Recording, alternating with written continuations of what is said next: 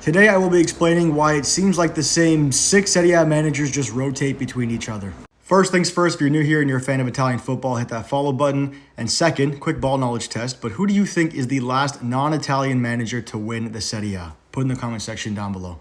With Maurizio Sarri back at Lazio, Allegri back at Milan, and Gasperini going to Roma now, I've seen a few content creators ask this question, most of who I think follow the Premier League for the most part. And on one hand, I'm with you, right? Because you see a team like PSG absolutely decimate Inter in the Champions League final the other day. They play such a beautiful, modern style of football. Like, why don't Italian clubs bring in more foreign managers to play this way? And fun fact, let's see if you guessed it, but the last non-Italian manager to win the Serie A was Jose Mourinho 15 years ago. And before that, it was Eriksson in 2000. So in 25 years, only 2 non-Italian managers have won in Italy. And to understand that, you need to understand Italian football, right? Because the Serie A, maybe more so than any other top league, is by far the most tactical. Not my words, you can listen to other pros and managers say the exact same thing. If you don't follow it or you're a hater, you'll probably call this boring, but to each their own. So again, I've seen some prem content creators ask this question, and unlike in England, to become a manager in Italy, to go to the Italian school and obtain your UEFA Pro license, you actually have to prepare a thesis. And in Italy, some have said that a football manager like that level of intelligence is actually seen as on par with engineers and doctors in that country. So any manager that graduated in Italy has written a thesis, and you can even go and read them if you want to. Antonio Conte wrote one on the 4-2-4. This one's hilarious down here. Gattuso wrote one on managing emotional aspects of the game,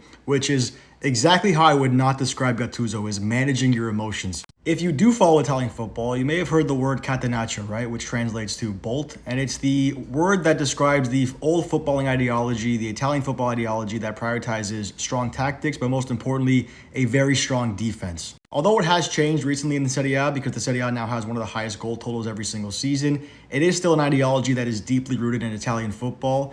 So long story short, results are everything. If you have to win 1-0 and defend the rest of the game, it doesn't matter as long as you win the game.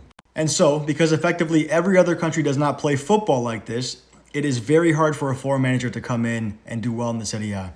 And if you manage one of the big teams and results don't come right away, and you're foreign, you're probably out pretty quickly. We saw this past year that Milan brought in a respected tactician, Paulo Fonseca. He lasted about 6 months and went on record saying that it's harder to play against Monza than to play against Real Madrid. And outside of Italy, no one understands how hard it really is here, explaining how difficult the defense is. Fonseca couldn't crack it. He was out in about 4 or 5 months. Conceição couldn't crack it. He lasted about 5 months as well. And of course, on one hand, it's not much time at all. But I think what they both found is that at a baseline, even the worst clubs in Italy, their ability to defend is still far greater than a team like Southampton, for example. In England this season, the bottom 3 teams let in 80+ goals each, whereas in Italy, only 2 clubs in the entire league let in more than 60. So foreign managers in Italy typically don't do the best, but Italian managers outside of Italy, with this understanding of the game, do quite well. Ancelotti at Real Madrid takes over the world. Conte won a Premier League with Chelsea. Ranieri won a Premier League with Leicester City. Now, is this good for the league? Is it good for the evolution of the league? I don't really know, but I do find this incredibly interesting, right? I find it interesting that the league is so specialized. And because it is, there's not many specialists, right? There's like 6, and you're looking at them. And the big clubs in Italy that need results will default to the guys who know how to get results almost always. But thanks for watching. I know it's a bit of a longer one today, but if you liked the video, if you learned something, leave a like, drop a follow, and let me know your thoughts down below.